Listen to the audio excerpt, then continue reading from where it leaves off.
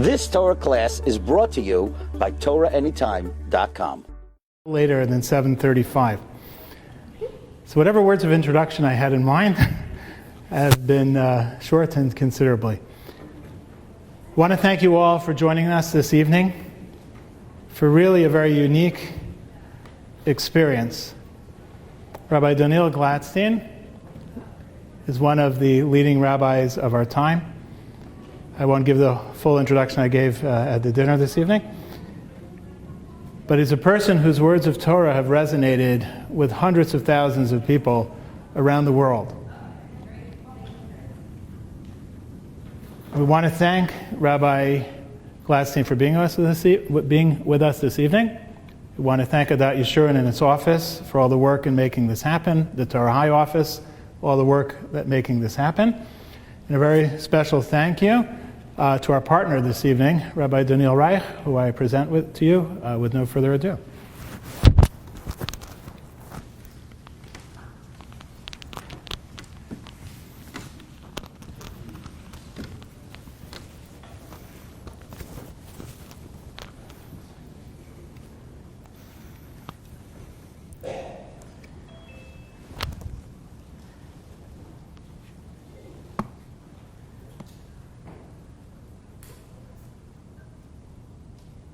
So we're right now standing in the month of Elul.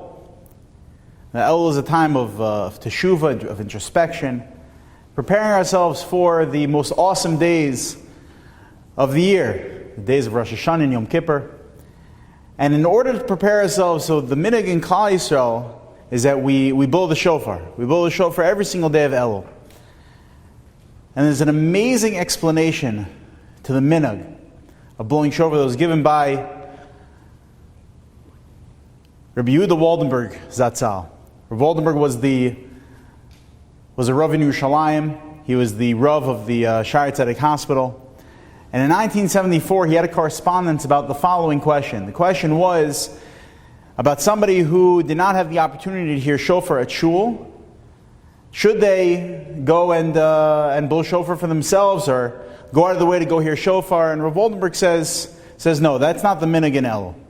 The minhag in Elul is to hear the shofar at shul. He explains because during Elul particularly, the way that the minhag was established, is the way that the Torah explains it, was in order to wake up not just the individual, but the entire community as a whole, as a tzibor, getting ourselves as a whole ready for the Yom Hadin. The Torah actually, when he brings down this minhag of blowing shofar, the Torah quotes two different psukim. First, the first shofar that was blown in Elul by Hashem himself. The Torah says, Alei halai hara, that Moshe Rabbeinu reascended the mountain to receive the second set of luchot on the first of Elul. And Veheviru shofar b'machaneh, the shofar was blown in the camp. And the second verse that the Torah brings is from the Navi Amos. In Paragimel of Amos, the Navi says, Im yitaka shofar ba'ir va'am lo yicharadu, that if you blow shofar in the camp, is the nation not going to tremble? It points out Rav Waldenberg, you see from these two sources, that the whole custom is in the context of community. Heviru shofar b'machaneh, Hashem blew the shofar in the camp, meaning for everybody, for all of Klal Yisrael. And the Navi Amos, Im yitaka shofar ba'ir, if the shofar is blown in the city, ha'am lo yecharadu, the nation is not going to tremble. Says Rav Waldenberg, you see the minhag of blowing shofar in Elul, of the TESHUVA in Elul, is all about the tzibor. It's all about us as a community. And it's not about me just looking after my own TESHUVA, but it's about looking out for each other in the way we are reconnecting during this time period. And then Rav Waldenberg writes most profound language. He says that the hisorus, that the encouragement, the motivation that we receive when we hear the sound of the shofar during Elul, Mekol Shofar Mekablim, Rak Kisheshomim Kol HaShofar B'tzibor, that the only way the shofar is going to penetrate us during the month of Elul is if we hear it in the context of a tzibur. Ha'asoris kazos, that this type of motivation when we hear the shofar as a congregation, as a community, lo kishitokim biyachid, is not the same thing like when you hear it alone. Hearing the shofar alone, okay, it might do something. But you can't compare it to when you hear the shofar as a community. So we've all been engaged in this process during Elul. But we, in our community, we have an Elul shofar that blows every single day.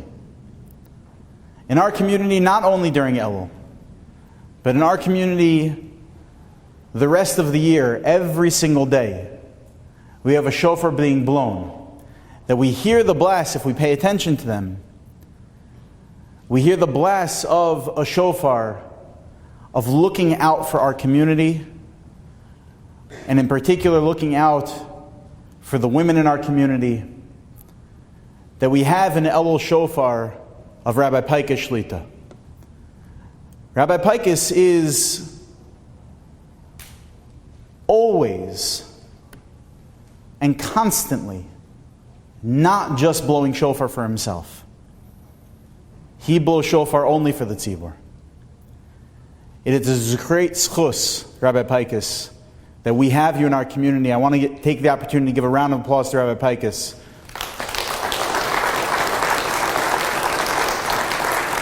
for everything you do. Yasher koach. And tonight is just one example of that.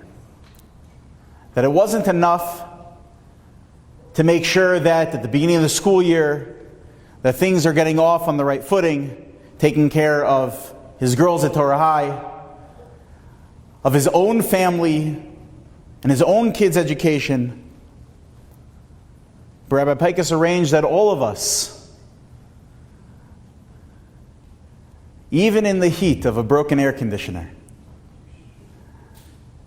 can make sure that we have a hisorus, make sure that we gain the motivation. And that tonight we have Rabbi Glatstein Shlita, who is a kol shofar for Klal Yisrael. You listen to Shiurim on Torah anytime. It's seldom a week would go by that I don't receive a link to one of Rabbi Glatstein's Shiurim that's sent to me. At least once a week, somebody is sending around a Rabbi Glatstein Shiur. A marbitz Torah that comes from a place of anava, comes from a place of humility. It comes from, I just had, just earlier this year, I had such fun. I think I forgot to eat dinner. I was having so much fun just schmoozing with Rabbi Glatstein. I just totally forgot to eat dinner. That we were just schmoozing and learning. He's genuine, he's sincere, and it makes perfect sense that Rabbi Paikus, our kol shofar, would invite him to share Divrei Torah with us in our community, preparing us for the Yom Adin, preparing us for Rosh Hashanah. Without further ado, congregation rises in honor of Daniel Glatstein Shlita.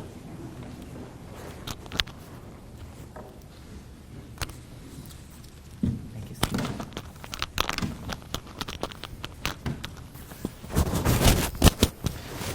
If anybody else would like to introduce me, now's your opportunity.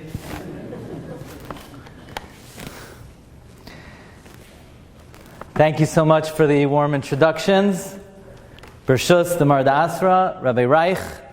And again, I would like to assure you, Ashreichem, that you have such a Marda Asra.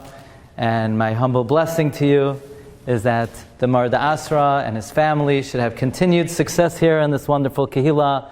He should continue to elevate the Kehillah in good health for the Rav's family, for all of your families, together with Rabbi Paikus, who it's been a pleasure to interact with Rabbi Paikus with all the arrangements coming here. And may this community grow in Torah and Yiras Shamayim, in all aspects of Avodas Hashem for many happy and healthy years. Ad B'yas Goel Tzaddik. You know, the Gemara wonders, there are these hot springs in Tiberia. So when you go to Israel, isn't it a shame that there are no hot springs in Yerushalayim? Wouldn't it be convenient to basically kill two birds with one stone? Why do you have to go to the hot springs in Tiberia and then be oilei regel in Yerushalayim? And the Gemara basically says, because if the hot springs were in Yerushalayim, then the Oilei Regalim, those who go up to the Harabayis for the 3 festivals, they may have an ulterior motive. They're not really going to do the mitzvah, they're going to enjoy themselves. And it's the same thing with the TESHUVA DRASHA. There's never air conditioning at a TESHUVA DRASHA. Because on a hot day, people may say, you know what, I'll go check out the DRASHA. I'll get some AC. So the Almighty has mysterious ways that if you're coming to a TESHUVA DRASHA, you're going to do it for the sake of heaven.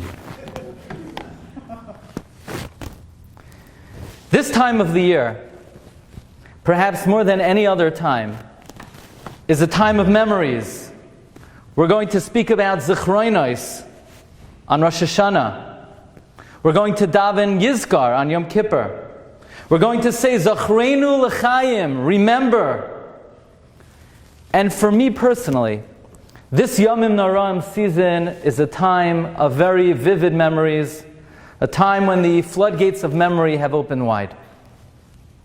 While 5782 was a year of great chesed of Hashem and great blessing, nevertheless for our family in particular, it was a difficult year.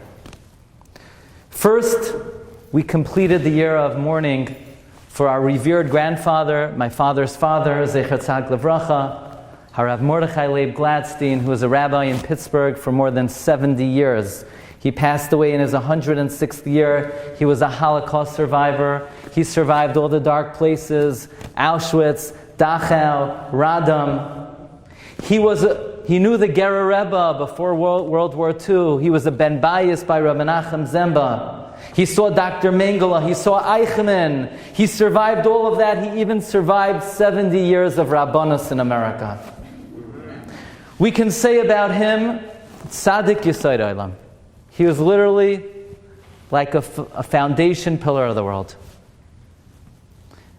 And then 127 days later, on Chav Zayin Av, we completed the year of mourning for my mother's father, Shimon Yehoshua Hirschfang, who came from a very different background. He grew up in the Bronx during the Great Depression, in poverty. At the time in the Bronx, there were 600,000 Jews, and only 600 boys attended yeshiva. The assimilation rate in the Bronx from the 30s was astronomical. He had to overcome many challenges to remain an Erlich Hayid. He was one of the founders of Rabbi Hillel David Shul in Flatbush. At a young age, he lost hearing in one of his ears, and because of that, he did not have balance. But even in his old age, even in his high 80s, he would trudge every Rosh Chodesh from shul to shul, collecting money for Aniyei Eretz Yisrael. Anyone who has ever heard me speak knows how often I spoke about my grandfathers, how dear they were to me. And I tell you, when my grandfathers were alive, it gave me a sense of security. They were our foundation. They were our bedrock. You know, when you have grandparents, you feel like a kid. And with the loss of grandparents, your security is shattered. You feel a step closer to the end. The haunting words of the Yerushalmi became much more meaningful. The Yerushalmi tells us in Moed Katan. The Yerushalmi compares a family to a pile of stones, and the stones are perched and situated one on top of the other, and they seem pretty stable, but when one stone is removed, the Yerushalmi tells us, everything becomes uneasy, everything becomes unsteady, and that's how we feel. And thinking about all the memories and what the loss of my grandfathers mean to me, they were from the most profound influences in my life. The following Gemara and Tainis came to mind. The Gemara and Tainis tells us the story of Chonei Hamagel. Chonei Hamagel was walking on the road, and he sees a guy planting a carob tree, buxer. Now, why somebody would want to eat buxer is one of the great mysteries of life. And Chonei says to the guy, you know, you're planting a buxer tree. How long does it take for that tree to produce fruits? And the guy said, well, 70 years. And Chonei says, You think you're going to be around in 70 years? Why are you planting a buxer tree?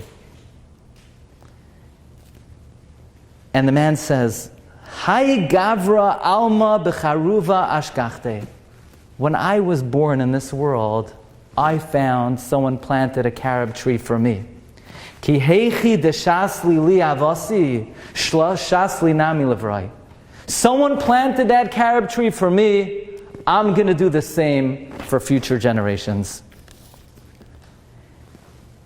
This is the feeling that I have from the loss of my grandparents. Whatever humble, meager success that we have in our family, in spirituality, it's only because we saw the greatness of earlier generations. It's because we saw giants of spirit. We saw their emunah. We saw how they davened. You know, one Pesach, my grandfather, Rabbi Mordechai Glatstein, came into shul with me, and into the shul came somebody who was a friend of his from Auschwitz from 70 years before. His name was Meir Lachman. And he turns to me, he says, your grandfather, he knows how to daven. I said, no kidding, he knows how to daven. He said, no, you don't know what I mean when I say he knows how to daven. What I mean is, when he was in the death camps, he would sit and daven the Shemona Esrei, and the Nazi would come and club him over the head. And he would fall unconscious. And then a day later, he would pick himself up and continue right where he left off. That's what I mean, he knows how to daven. You know, my grandfather knew his grandfather,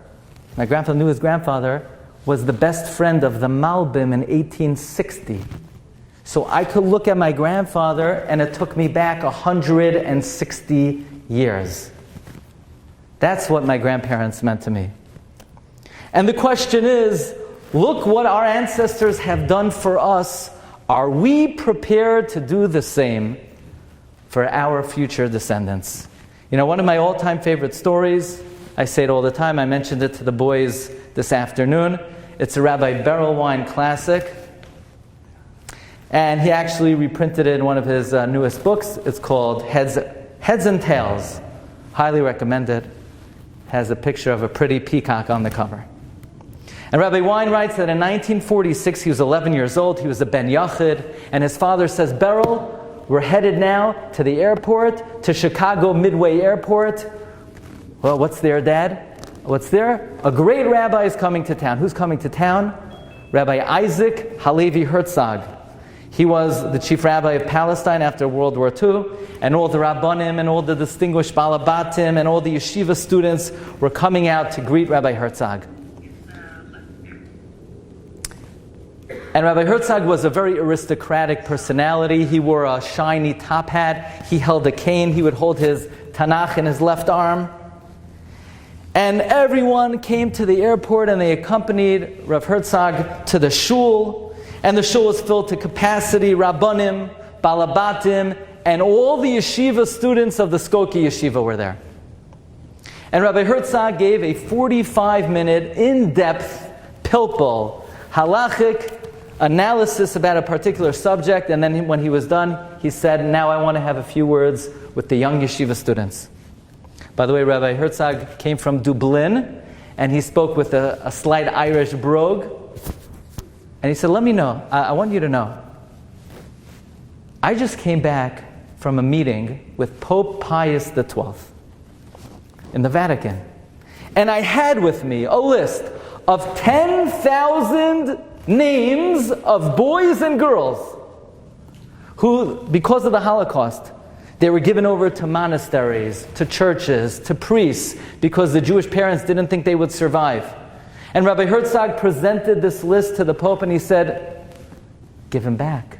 They're our children. Right now you're kidnapping them. They belong to us. We have their names. We have their parents' name. Give us back our children. But to no avail. The Pope slammed the door on Rabbi Herzog's face.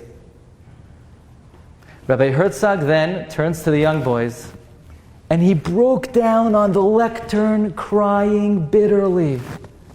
And Rabbi Wein said that as a young boy, he was never so frightened in his life. Here, this great rabbi, he's weeping publicly of the fate, of the doomed fate of these 10,000 young boys and girls.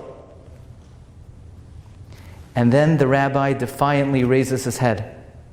He looked like a lion.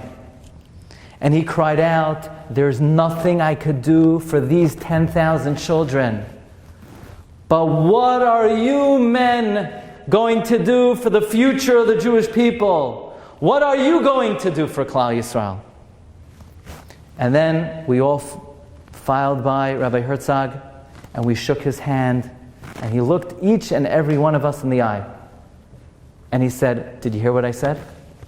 What are you going to do for the future of the Jewish people?"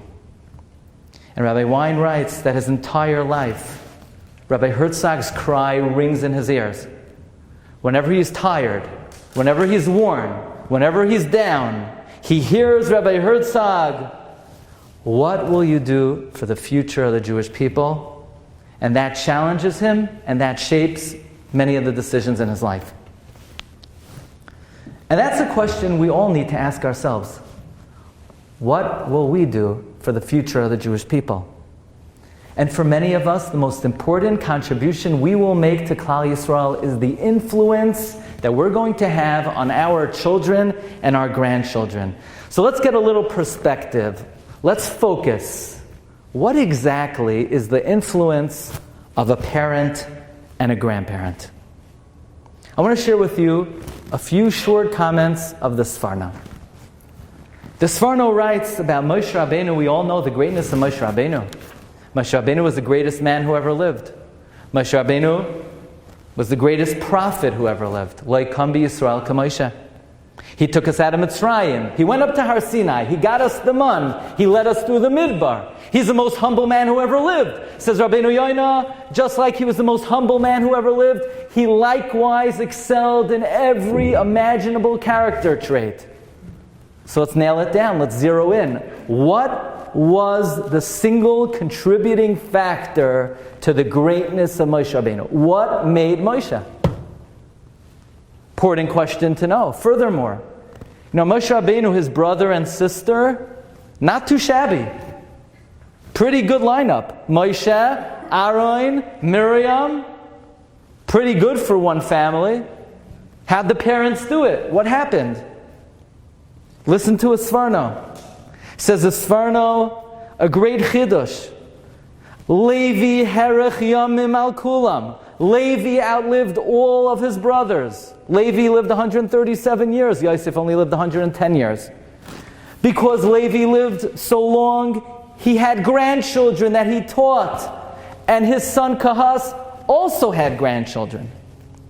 And Amram taught Moshe. So Moshe was created, says the Sforno, through the influence of a father, grandfather, and great-grandfather. In other words, Moshe's greatness is because he was a beneficiary of the influence of a Zayda, of a great-grandfather, of earlier generations. And our Rosh Hashiva, Rav Henoch Leibowitz, Zechatzak Lebracha, brought out from this Sforno that more than any other element of Moshe, not his anivos, not his hasmada, not his nevuah, it was all narrowed down to the fact that he was able to gain from earlier generations. In other words, we don't believe it takes a village to raise a child. It doesn't take a village. It takes a father and a mother and a grandfather and a grandmother and even further back. So you say, that's great. Well, that has nothing to do with me. Yeah, if I had a great-grandfather Levi and a grandfather Kahas and a father Amram, yeah, then that could produce a Moshe. But is this relevant in 2022? Does this phenomenon still exist? Let me share with you another Sforno. The Sforno says in Parshas Mishpatim on the pasuk, Es mispar yamecha amalei, the blessing of a full life. Says the Sforno, what is the blessing of a full life? The Sforno says you will live long, you'll have arichas yomim, and what is the benefit of long life? Says the Sforno, when a person has a long life, he'll be able to see his grandchildren and teach his grandchildren. And what will happen will be, K'may shasiper shekara be'inyan Levi kahas Amram Moshe. Says the Sforno, this is a blessing which is available in every generation. And this is something that the young generation often forgets about. Forget about grandpa. What could grandpa do for me? Grandpa could be your greatest influence. And grandpa says, okay, now it's time to retire. I'm going to go south. I'm going to go here. I'm going to go there. The Sforno tells us, then the ideology of the Torah, you thought once you raised your kids, your job is over. Your job is just beginning. You're just getting started. You're just getting going. Now could be the most productive and important years of your life in terms of shaping the future and the history of the Jewish people.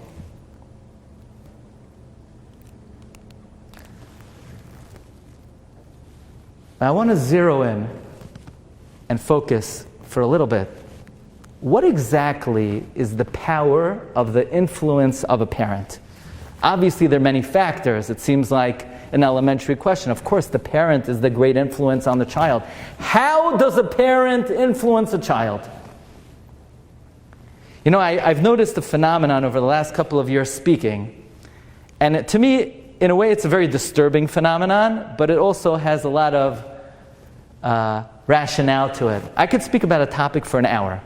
The topic is TESHUVA. The topic is tefillah. The topic is Torah.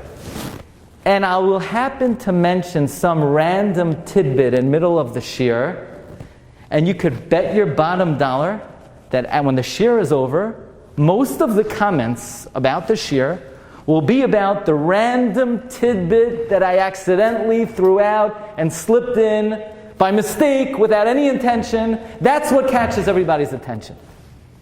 I'll give you an example. Last year I spoke at a seminary during Elul, a seminary in Monsey. And it was a few days after I sent my own daughter off to Israel to seminary for the year. Now it happens to be, I'm an emotional guy. And the Friday night before I sent my daughter off to seminary, it was so painful to me to think that next Friday night my daughter is going to be in Israel and we're going to be here, we're going to be missing her. I could not get through the Kiddush. I couldn't make Kiddush. I was weeping during Kiddush. That's me. Okay. And why did I mention this? I figured I'm talking to a seminary and my daughter went to seminary. I want to establish some connection with the girls over there before I start. So I threw in the story. I wasn't even planning on saying the story. And after the DRASHA was over, the only comments I got about my DRASHA, really? You cried that your daughter was going to seminary? I wish somebody cried when I went to seminary. And by the way, that's a very telling comment in many ways. But to me, I'm wondering, I don't understand, I just spoke for an hour. Was my speech totally incomprehensible, that the only thing you got from it was that I cried when my daughter went to seminary? There's not one thing you learned from what I said other than a random story? And the answer is, that's exactly the point. Because the prepared talk and the rehearsed speech and the organized thought is just words. They're just dibur. It's just something you're saying, but something that comes out, that slipped in, agav orcha, mesiach lefi tumai, those are not your words. That's you! And people are not influenced by what you say. They're influenced by who you are. So you could talk for an hour, and it could be passionate, and it could be genuine, and it could be sincere, but it's the mesiach lefi tumai that makes the greatest impact. By the way, we're learning now, Dr. Phil told me I shouldn't mention him, but I haven't listened to him yet, so I'm going to mention now, we learn Yavamis. We learn Yavamis every week, a couple of times. We're learning now the penultimate blot in Masechta Yavamis, the second to last blot, that talks about a fascinating halachic subject.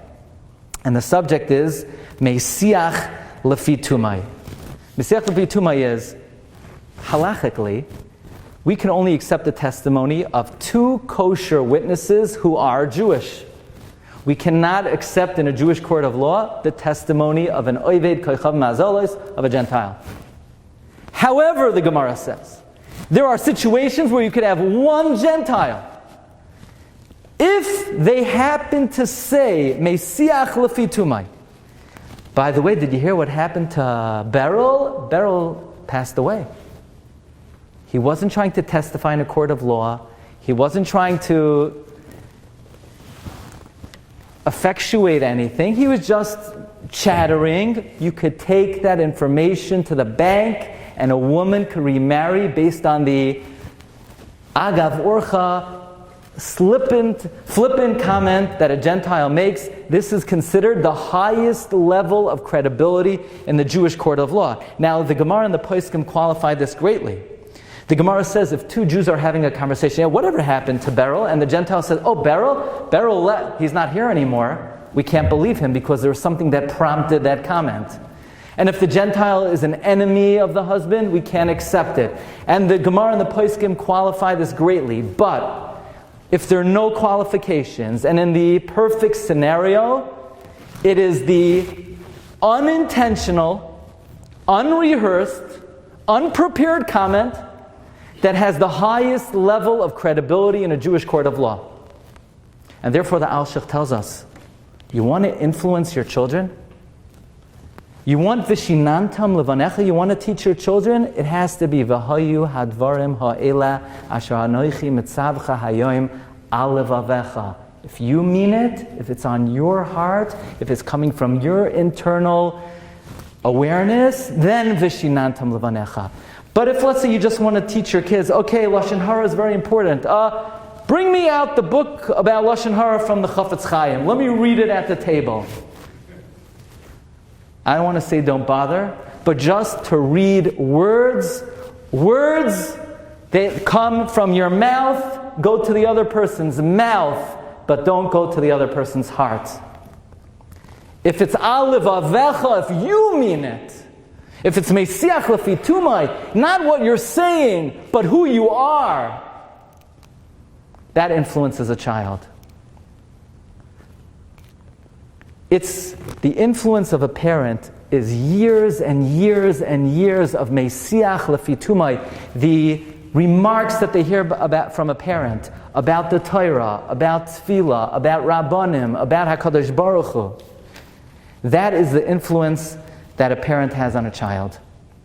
And very often, it's the imagery of a parent is the most powerful influence in the life of the child. We know Yosef HaTzadik. He's a young, handsome man. He goes down to Egypt. And every day, his master's wife is tempting him, is persuading him. And she's wearing him down. And the Gemara tells us there was a particular day, it was their day of the festival, and she told her husband she wasn't feeling well. And nobody was in the house. And Chazal gets so descriptive and graphic that they say Yosef was completely worn down. He was literally about to commit the act. She wore him down. And ultimately, what stopped him? Was it fear of God? Was it his love of Hashem? Chazal tell us, Basa de yuknoi shal aviv v'nira saloi b'chaloin. He saw the image of his father.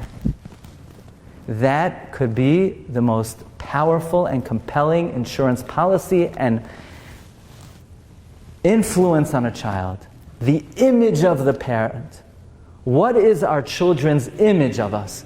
Oh, Dad, my dad, he is always parked in front of a big screen. My mom, my mom, she's always on the phone. Is that the kind of image we want our children to have from us?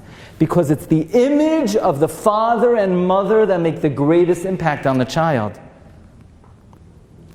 We have to make Kiddush Friday night a powerful image in our children's mind. How do you say Shecheyanu when a Yom Tov comes? How do you make Havdalah? What does our Birchas Hamazon look like? These images will be seared forever on the hearts and the minds of the child. The story goes in the times of the great guy in the Nachal Eshkol. There was a very wealthy family in the community, and the child had been kidnapped by a monastery, and the parents were not successful in getting the child to be released.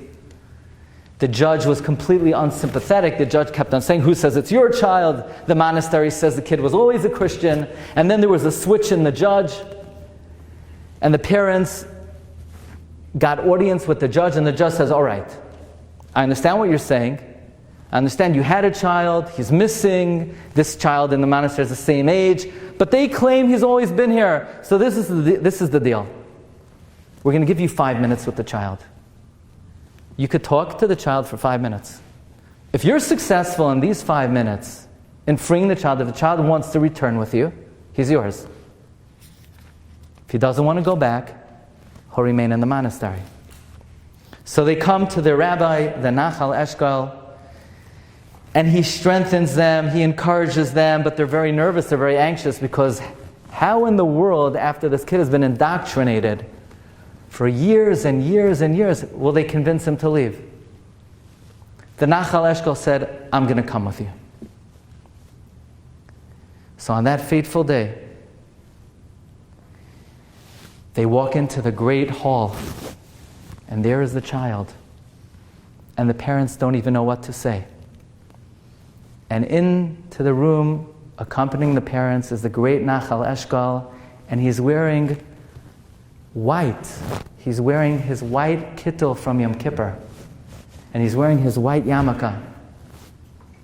And he begins to hum a tune. Kahayel nidrei v'asarei v'kainamei. And the kid is looking at the rabbi like he's in a trance. And there are 2 minutes left, and the rabbi says to the kid, "Do you want to come back with us and have this world and the world to come, or do you want to stay here?" And the kid jumps out of his trance back to his parents. He says, "Get me out of here. I want to go right back now to the shul that I heard that song." This is the kind of influence that the imagery that our children grow up with has on them. The shul they daven in, the scenes from the home is what stays with the children forever and ever. The wicked King Menashe, he served every avodah zarah in Eretz Yisrael, and at the end of his life, he was put in a pot, and he was about to be cooked. And Chazal say he did TESHUVA. Why did he do TESHUVA? Because in his last moment, he remembered, "My father taught me a pasuk in Chumash when I was young. That when you're in distress, you call out to God, and God will save you." Think about it. In the most challenging moment in the life of Menashe, what inspired him to do TESHUVA? It's the pasuk he remembered that his father taught him when he was a young boy. That's what inspired Menashe to do TESHUVA. The most powerful influence that will ever be upon our children are the scenes, are the images, are the moments that we spend with them. About 8 years ago, I had the privilege to speak in a community down south in Memphis, Tennessee, right off the Mississippi River. You could go to the Bass Pro Shop. You could go up the tallest freestanding elevator in North America, and you could see a nice chunk of the Mississippi River. And one of the highlights of my trip, I met an elderly Yid. His name was Yeshua Kutna. And now when I heard that name, I was shaken, because Yeshua Kutna is the name of one of the pre-war Polish Torah giants who actually my great-great-grandfather was a student of, and this individual who was in his 90s was named after him. And he told me one of the most moving stories I ever heard. He was born in New York in 1920. During the Depression, his father came from Warsaw, his mother came from Galicia, and his parents were so poor they couldn't put food on the table. So what would he do? He would go buy ice cream. he would get dry ice, and he would go to the central bus station by Lincoln Terrace Park, and when the trucks would stop, he would sell the drivers ice cream, and at the end of the entire day, he would make $1, and that was like a week's salary. And he would bring it home to his parents to support the family. He said he was poor, but his Rabbi and his students in Yeshiva Chai in Berlin were even more poor. And in 1930, the Rabbeim were starving, literally starving to death. There were people who owned big businesses. They couldn't put food on the table. They sold buttons, shoelaces, apples, handkerchiefs. So back in the 30s, a quart of milk, 5 cents. A loaf of bread, 2 cents. A New York Times, 1 cent. That's exactly what it's worth. One day, they called me. Sorry, I know it's California, but what can I say? The yeshiva called me into the office. And the yeshiva said, look, your parents owe $6 of tuition. If you don't bring $6 in tomorrow, don't come back to school. And Yeshua couldn't have said, that was actually the fate of many, many of the children. They were told either you bring in the owed tuition or you don't come back to yeshiva. And those boys who were not allowed back to the yeshiva and they went to public school, they were lost forever. They have no Jewish descendants today. But we came home. Dad, Mom, how are we going to pay the $6? We had no silver candlesticks. There was nothing in the house but junk. Dad owned one suit. It was a bad suit. It was an ugly suit, but it was the only suit where the jacket matched the pants. So Mom said, Dad, go take your suit to the pawn shop, and maybe he'll give you a few bucks.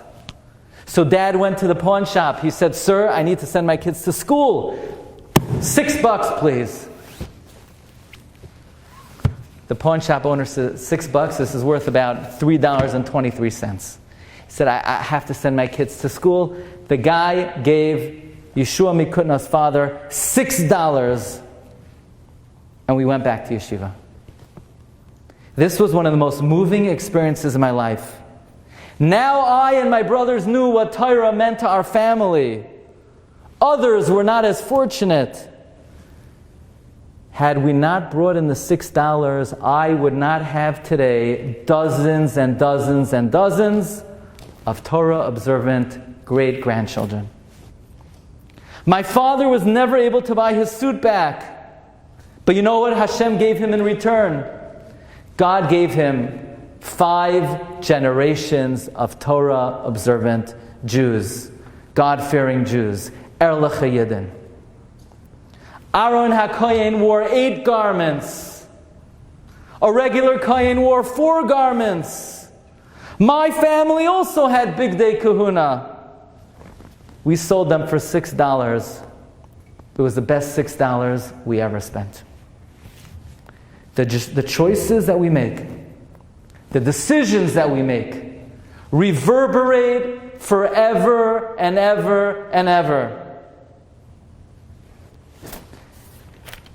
The Gemara tells us in Masechta Rosh Hashanah that on the Yom Tif of Rosh Hashanah, Melech Yoshev, God is sitting, V'sifrei Chayim, V'sifrei Mesim, Psuchim Lefanav, and the book of the living and the book of the dead are open.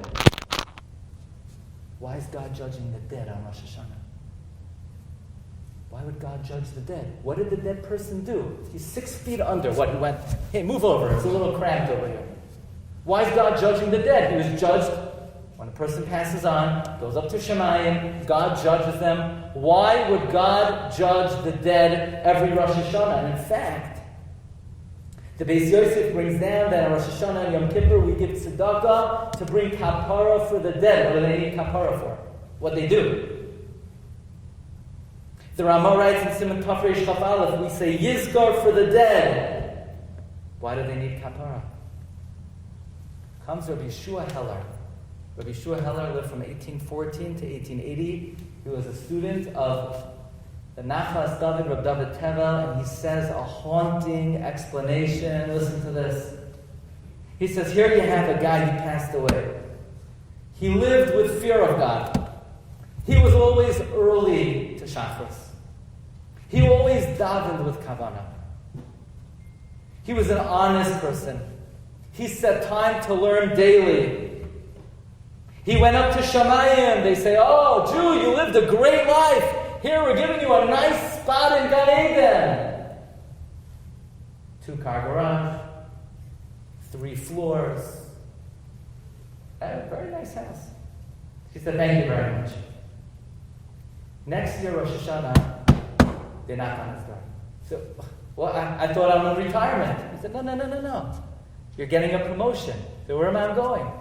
Oh, where are you going? Now you're moving to San Diego. Now you're moving somewhere really nice.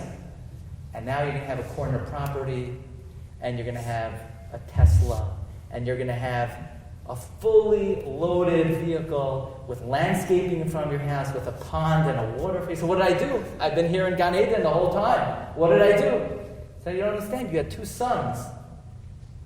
And these 2 guys, because of your influence, they're davening with kavanah, and they're doing mitzvahs. So you get a promotion. You're getting an elevation.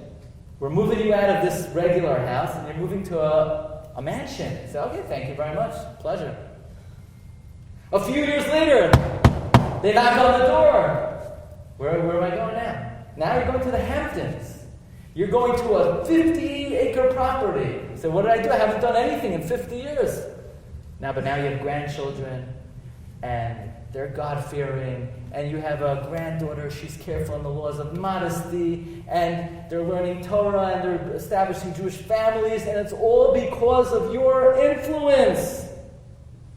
So this tzaddik is Yelchu Mechayel El Chayel. Every year, annually, he's getting a promotion. He's constantly moving up, even though his official record had ended upon his demise. But then there's another guy. He wasn't such a tzaddik. He came for part of davening. And he wasn't that interested in it.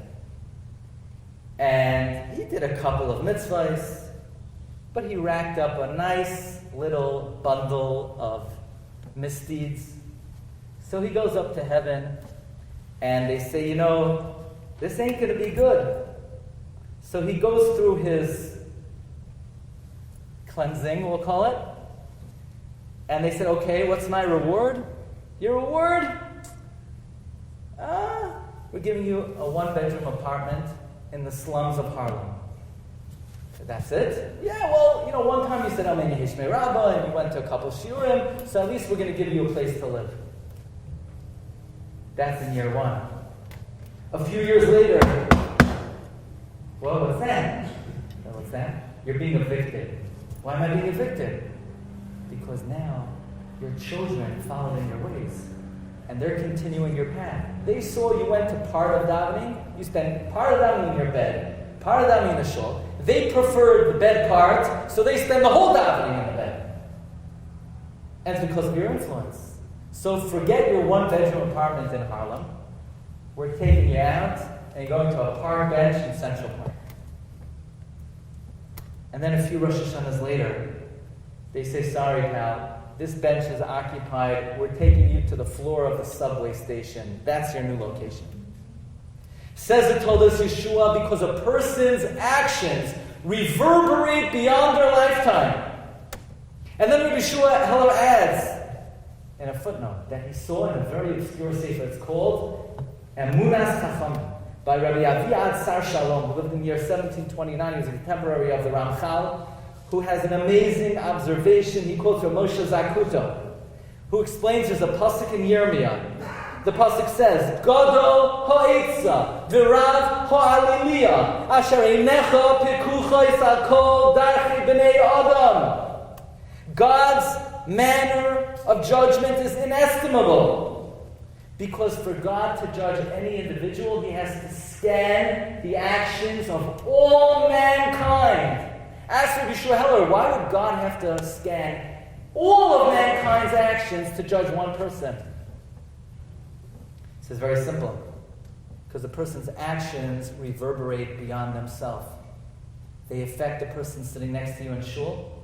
They affect your children, they affect your siblings, they affect your parents, they affect your community, they infect the entire world. So for God to issue judgment to one individual, He has to judge and scrutinize the entire world to see how far the actions have reverberated.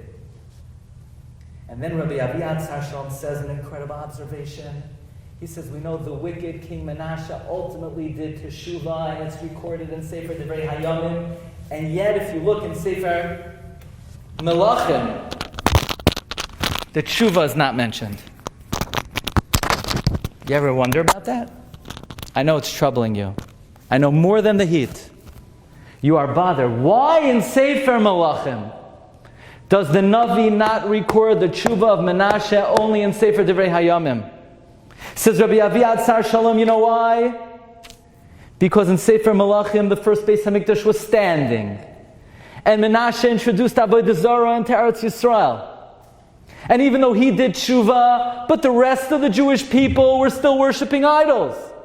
And therefore his repentance was rejected because the influence of his act was still being felt and was still reverberating. So therefore his tshuva was not reckoned. But then in Divrei Hayomim, that was recorded by Ezra after the first Beis HaMikdash, when all the idolaters were wiped out. And then and only then, when the reverberation of Menashe's action ceased, only then God could accept his tshuva. Says the Gemara, Rabbi Eliezer, when he would get to the following pasuk, he would cry. Do you remember that when Shaul went out to war against the Philistines, he was extremely nervous. He didn't know, is he going to be successful? Is he not going to be successful? And the Urim V'Tumim wasn't answering him. And Shaul felt that his last resort is he has to wake up Shmuel Hanavi from the dead. Now, just a little important factoid over here. Are you allowed to wake people up from the dead? No, you're not allowed to do that. Please do not do that. Never do that. Avoid doing that. Don't do necromancy, don't divine. Just pointing that out. You're halachically not allowed to wake up, even if they have good information that you think you could get from them. Don't do it. It's prohibition in the Torah. But Shmuel felt he has no alternative. Shaul felt he had no alternative. He woke Shmuel up from the dead. And the Gemara says, Shmuel got so scared. Shmuel was so frightened. Shmuel said, Lama hirgaztani lahaloi soisi. Why'd you wake me up? Says the Gemara, what was Shmuel afraid of? Shmuel was afraid that he was being summoned to the annual judgment of Rosh Hashanah. So the Meshech Chochmah asks, what do you mean annual judgment of Rosh Hashanah? Shmuel was judged when he passed on. What was he scared of? What could Shmuel possibly have done wrong since his demise? Says the Meshech Chochmah, because the pasuk says about Shmuel, Loi halchu banav bidrachav. His children didn't follow his ways. And Shmuel was worried that he was being summoned from the dead on Rosh Hashanah, not because of his actions, but because his lifetime continued to reverberate well beyond his actual lifespan. Says Rabbi Shua Heller, Adam masav poyel ad soif kol hadoros. You know, my grandfather I mentioned earlier, who grew up in the Bronx, and the assimilation rate in the 30s was rampant. So how did he stay true? He had a grandfather who was a very spirited Jew. And he would come every Friday night, and his name was Meshulam Feish. And Meshulam Feish would sing Zmiros Friday night, Kari Bain, with such intensity, with such emotion, with such fervor that the roof shook. And those Zmiros entered my grandfather's soul and gave him the fortitude to remain a Torah Jew. Can you just imagine? On Rosh Hashanah, they come to my great-great-grandfather.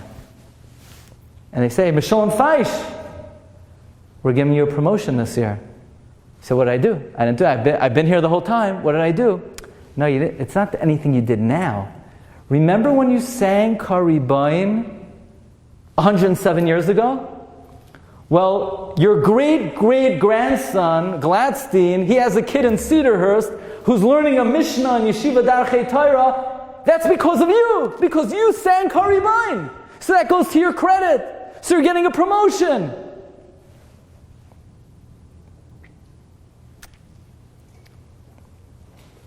And if I have a little bit of your Shamayim, because I had this chus that I would go to my grandfather every Erev Yom Kippur.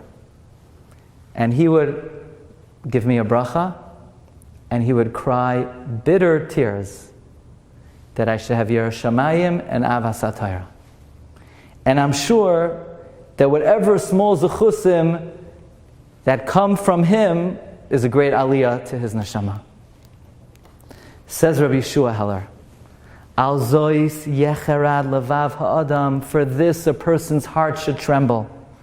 Besitoi alibai, when you contemplate, kol hamasim sha'asa tachas hashemesh, every act that was ever performed, yivlu oisai, will outlive you.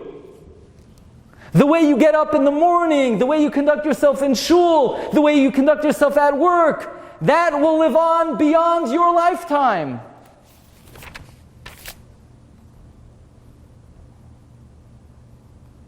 In Periyam Yu Kaidesh Ululam Lashem, if they were holy, then they will produce holy repercussions forever and ever. But says Rabbi Shua Heller, if they weren't holy, and you had an impact negatively on somebody else, are you going to want to travel the world and identify every person who's been associated and affected by your actions and say, don't follow what I did, ignore my lifetime? That ain't going to be an easy task. Rosh Hashanah is a day of judgment not only for the living, it's a day of judgment for the lifetimes of people who lived even thousands of years ago. Says Rabbi Shua Heller, what you do makes a difference. What you do today makes a difference. What you'll do tomorrow makes a difference. Life counts. Life's not a joke. Life is important. So what will you do for the future of the Jewish people? Start with your children. Start with your family. Start with the people sitting next to you in shul. Because your actions reverberate beyond your lifetime.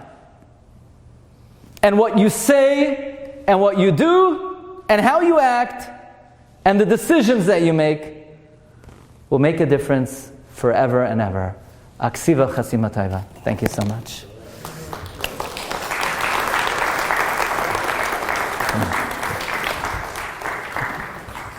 Thank you very much, Rabbi Glatstein. It is now 8:35. You've just experienced another Torah class brought to you by TorahAnytime.com.